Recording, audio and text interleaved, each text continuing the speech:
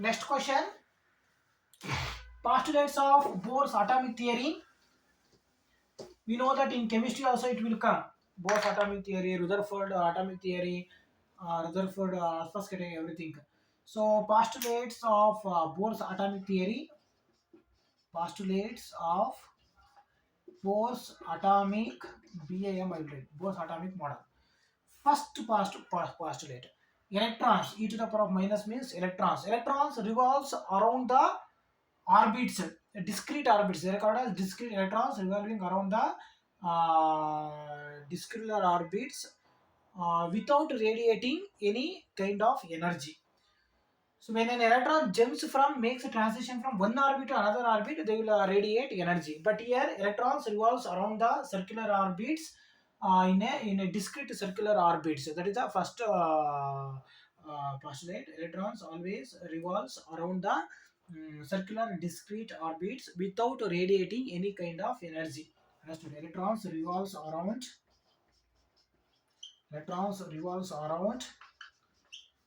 discrete circular orbits. Revolves around discrete circular orbits without radiating any energy, without radiating any kind of energy. Circular orbits, one more will come. Elliptical orbits, Johannes Kepler's laws in first you don't get confused. Planets revolves around the sun or in a elliptical orbit, like that he said. Planets revolves around the planet sun in a elliptical orbits, but here circular orbits. Electrons in the atom, inside the atom, electrons revolves around the nucleus. Around the nucleus, very important word, around the nucleus. Electrons revolves around the nucleus in a discrete circular orbits without radiating any kind of energy. That is the first point. So second one, the orbital angular momentum. Electrons revolves around the nucleus in a orbits. For those orbits, what are the condition? So the orbital angular momentum, MVR or capital L, the orbital angular momentum is an integral multiple of h divided by 2 pi. Very important postulate. Based on this, one derivation also is there. MVR, orbital angular momentum. So the electrons revolves around the nucleus in a orbit. For such kind of orbits, the orbital angular momentum is a integral multiple of h divided by 2 pi, where h is a Planck's constant. H is a Planck's constant. Its value, what is the value of H? 6.626, 6.626 into 10 to the power of minus 36 joule second. Joule second minus 34, not 36, minus 34 joule second. This is the second law. Third law, when an electron jumps from one orbit to another orbit, makes a transition from higher orbit to lower orbit. Usually they will make a transition when an electron jumps from excited state to another lower orbit, lower energy orbit.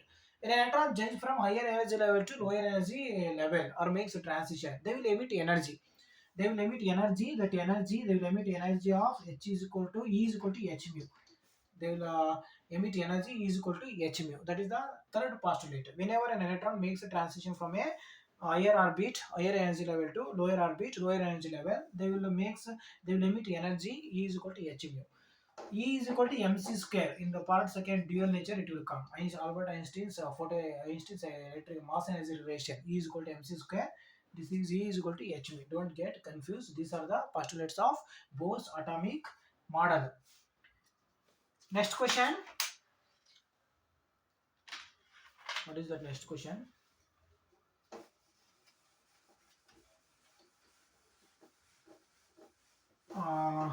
That when the energy in the nucleus will come, I will do it later. What is that? Another Zener diode. I will explain this and I will stop this. I have some work. What is that? Zener diode. How it will work and that simple and diagram and Zener diode as a voltage regulator. The main application of this Zener diode. Whenever Zener diode is operated in a reverse bias mainly. Whenever a Zener diode is operated in a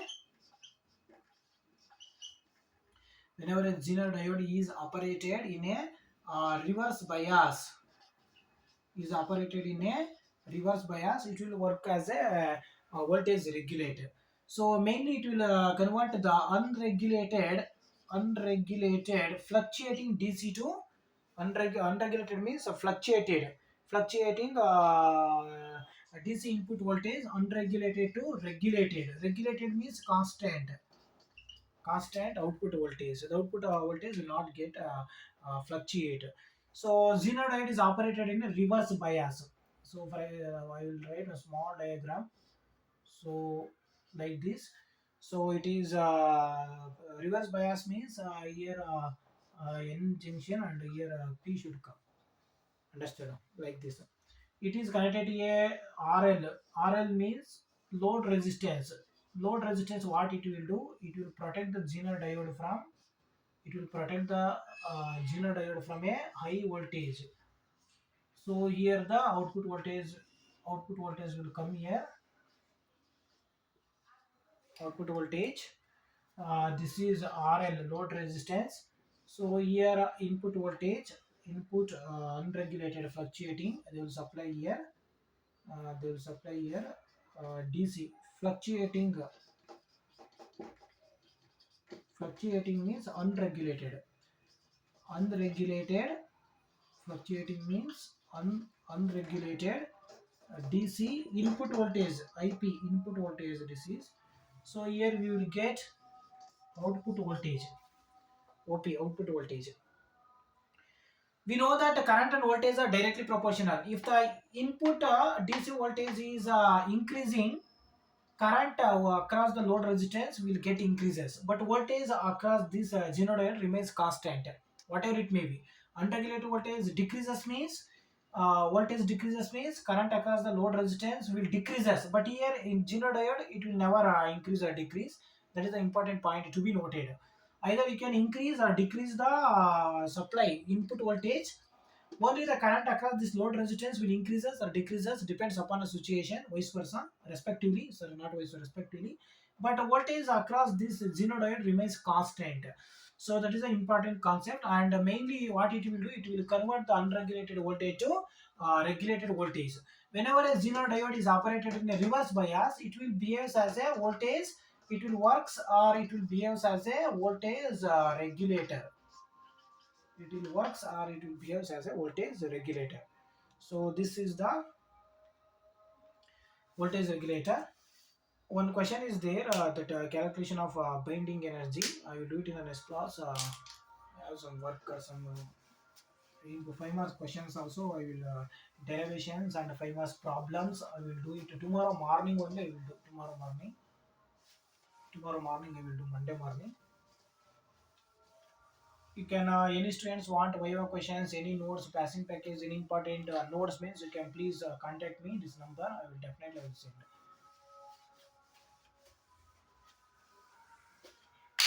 Thank you. All the best, students. Exams are approaching fast, rapidly. The fast for in the fastest ways. The days are approaching in the faster way. So please do practice. Utilize the time, right, and practice. A number of repetitions you can make. More number of repetitions.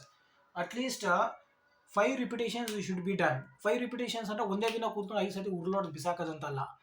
With a time gap, successive 2 days, starting you can repeat ಒಂದೊಂದು ದಿನಕ್ಕೆ gap ಕೊಟ್ಟು ಓದಿ. ಸ್ವಲ್ಪ ದಿನ ಆದಮೇಲೆ ಒಂದು 2-3 days gap ಕೊಡಿ. ನಿಮ್ಗೆ ಆಲ್ರೆಡಿ ಮೈಂಡಲ್ಲಿ ಇರುತ್ತೆ ಅದು ಓದಿರೋದ್ರಿಂದ.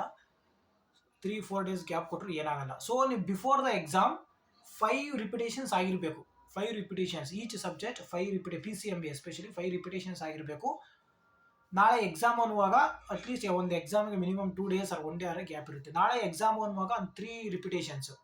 ಎಕ್ಸಾಮ್ ಇನ್ನೂ ದಿನ 3 ಸತಿ. ಫಸ್ಟ್ ರಿಪಿಟೇಷನ್ ಬೇಗ ಸ್ಪೀಡಾಗಿ ಮಾಡಿ, ಅದಾದಮೇಲೆ ಸ್ಲೋ ಆಗಿ 2 ರಿಪಿಟೇಷನ್ಸ್ ಮಾಡಿ. ಬೆಳಗ್ಗೆ ಎದ್ದು ಜಸ್ಟ್ ರೀಕಾಲ್, ಏನು ಪ್ರಾಕ್ಟೀಸ್ ಮಾಡುವ ಎಕ್ಸಾಮ್ ನಾಳೆ ಬೆಳಗ್ಗೆ ಅನ್ನುವಾಗ ಜಸ್ಟ್ ಅದು ರೀಕಾಲ್ ಮಾಡ್ಕೊಂಡು ಹೋಗಿ ಎಕ್ಸಾಮ್ ಬರೆಯೋದು. ಒನ್ ಡೇ ವಿಲ್ ಎಕ್ಸ್ಪ್ಲೈನ್ ಯಾವ್ದಾದ್ರು ಒಂದಿನ ಹೇಗೆ ಪ್ರಿಪೇರ್ ಆಗಬೇಕು ಎಕ್ಸಾಮ್ಗೆ, ಯಾವ ಥರ ಓದಬೇಕು, ಎಕ್ಸಾಮ್ ಇಲ್ಲೂ ದಿನ ಏನು ಮಾಡಬೇಕು, ಎಕ್ಸಾಮ್ ಮಾರನೇ ಎದ್ದಿದ್ದ ದಿನ ಏನು ಮಾಡಬೇಕು, ಅವತ್ತಿನ ದಿನ ಪ್ರತಿಯೊಂದನ್ನು ಎಕ್ಸ್ಪ್ಲೈನ್ ಮಾಡ್ತೀನಿ.